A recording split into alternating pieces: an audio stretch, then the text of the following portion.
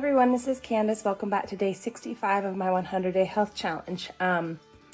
So I am officially now on Thanksgiving break, so some time to just relax, hopefully. I mean, yes, I have some work to do and things, but just hopefully a really good break to just kind of reset, think about how the last weeks have gone, just this semester so far, just all the things that there are that have been both challenges, but also to be thankful for, and also just getting to spend some time with family and friends, and just, I'm looking forward to just the rest and just time to kind of unwind, think through some things coming up, and then also just looking back and reflecting at the things that have already happened this semester and year so far, and just, I think it's been a really good choice, just even one day, to not weigh in specifically. I was actually listening to an audiobook today that I haven't listened to for a while, or read. I have the book too, but I just started listening to it because, I was reflecting on just how this challenge is going, and just both how well it's going, and then also some of the disappointment that I've had, and just some of the ups and downs and the chaos. And so I was listening to some of the audiobook Finish by John Acuff. And again, I kind of, it's funny because usually when I listen to one author, I start to listen to a lot of their books like all right in a row, and then I'll kind of shift to another author. And then sometimes I'll read multiple books at once from multiple authors. But I just got to thinking about how Finish is such a, like reaching the finish line, right, is I think sometimes what we are obsessed with. And I think it's good, because obviously we have goals that we want to reach. We have dreams we want to achieve. We have things that we want to finish. And then a lot of times we don't end up doing that. And I thought it was interesting, I've really tried to emphasize in my own health journey, and even in this challenge, that it's all about progress and not perfection. And as a perfectionist, or maybe I should say recovering perfectionist, I don't know that we ever truly get out of perfectionism. I think we just battle it in different ways in our own lives, and it's unique to each of us. And but I know I definitely have been and will continue to battle being a perfectionist, and being self-critical at times. And I think it was interesting to listen to some of the book again, and just realizing that, what I'm doing, I think, is the right way to do this. I think to push for, push for, in some ways, just for this progress, like progress in health. I'm trying to think of how I want to say this, because it's something I've been processing through myself. Perfection is not the goal, because ultimately, if we're being honest with ourselves, perfectionism and perfection are never going to be something we can achieve.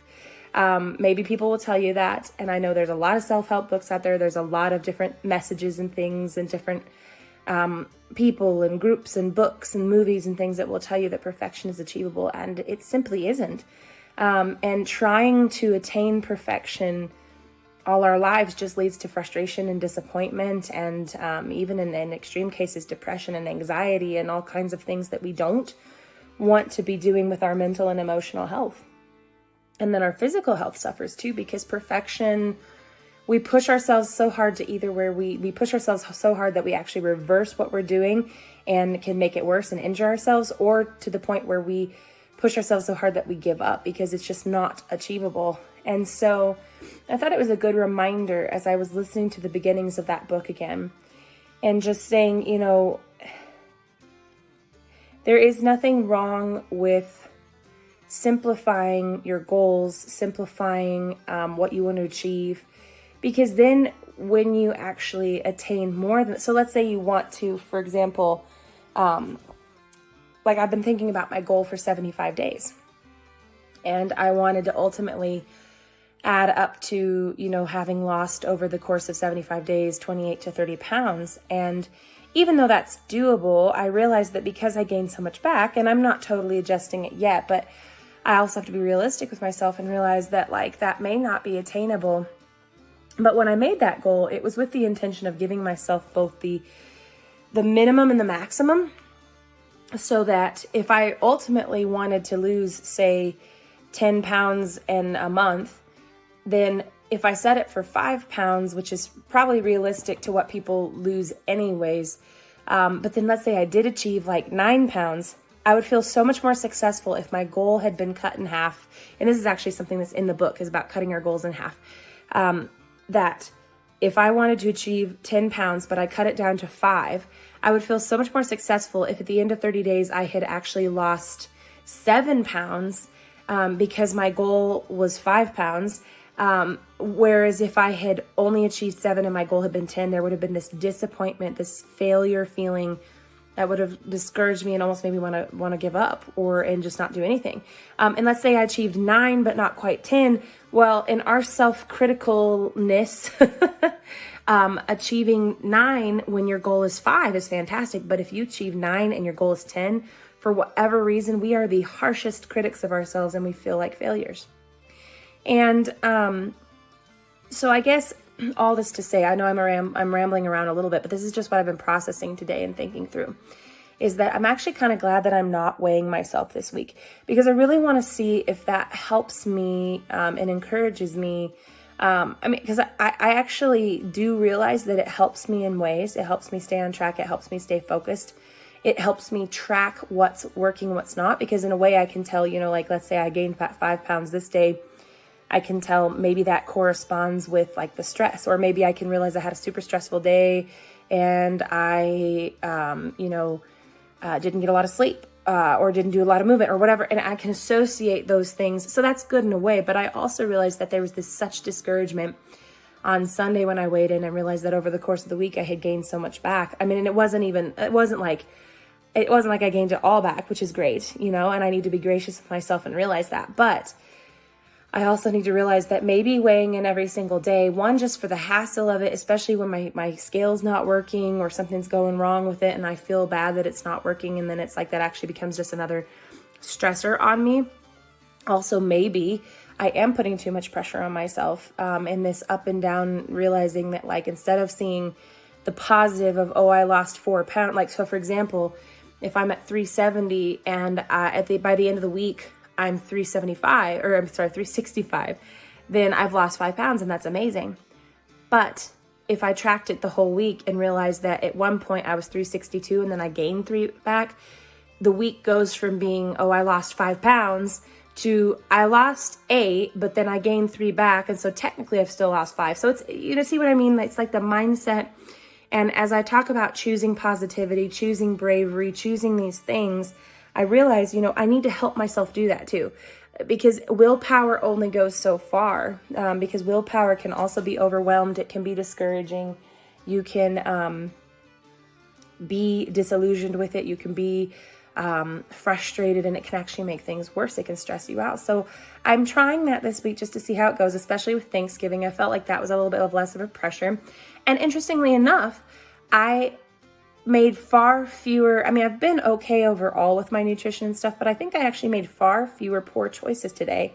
And I don't know, I'm curious to see how this goes, if that corresponds with not weighing myself in every day, giving myself some slack here, taking up the pressure of myself. I'm curious to see how it goes, because this week of rest and this week of just taking it easy and not being so frustrated and I'm just curious to see what happens. And so I think there's this mentality we have that, and that's actually something I was listening to the book, is that we feel like if there's no pain, there's no gain. We have this message given to us that success somehow has to feel like painful, and like if we're not feeling pain, if we're not feeling the burn, if we're not feeling the overwhelm, and this, if it's not tough and that it's hard to overcome, then that it's not being successful. When the reality is that success has so many different definitions. It's so subjective.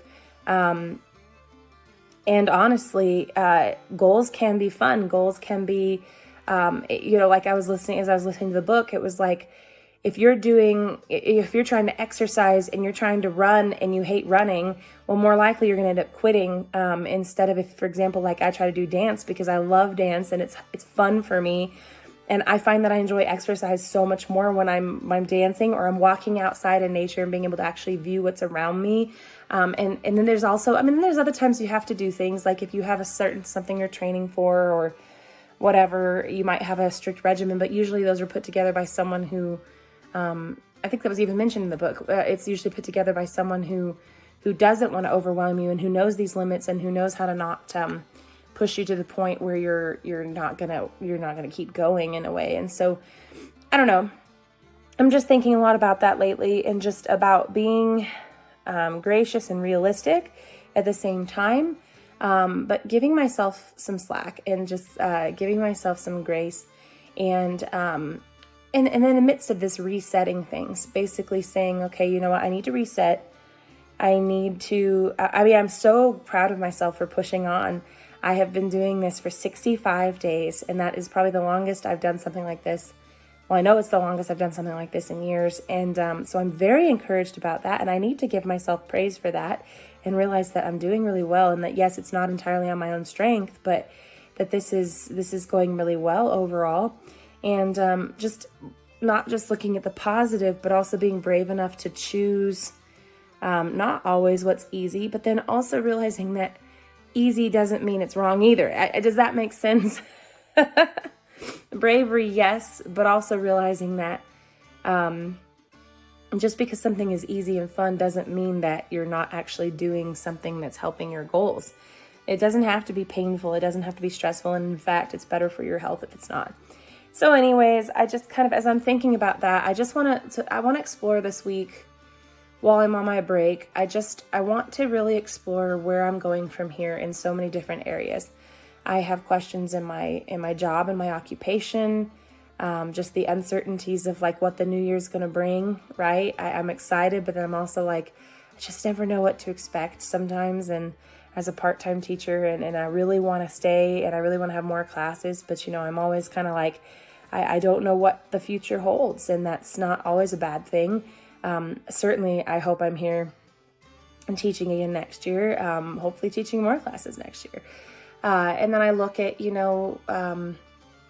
just relational health with like friends and family. I get together with family a lot more, but I also want to be really getting together with my friends. And I have a dear friend and her family who are moving to Canada in December. And I know it's been super busy for them and me, and that it's going to be in the coming weeks, but I want to make sure I'm taking time. I love my friends and family, and I want to be, if I say that, I need to really be prioritizing that too, and actually doing the things that I want to. So I'm looking at just like, what's my relational health like right now, and where do I want it to be, and what could I do, simple things to improve my relational health. And then with social health, same kind of thing, going along with relational health, actually getting out and taking time to do things with family and friends, and not just holding myself up somewhere with no fun, no, community, and examining other areas too. Cause right, I'm continually trying to improve my physical, mental, emotional health as well. And so and my spiritual health as well. So I want to be also looking at how's that going, what might I need to be adding or taking away. And so I'm doing some of that with the nutrition and the weigh-in and things like that, kind of trying to make some changes and seeing where I go from here. I'm excited about this next week check-in. I think that'll be a good gauge of how some of this is succeeding, what's going to be better for me in the long run. And yeah, so I just wanted to share that. Just going to go ahead and go relax and start my break off on a good foot, and eat a little something and just take it easy and hopefully go to bed on time. So you guys are awesome. I will see you tomorrow. Bye.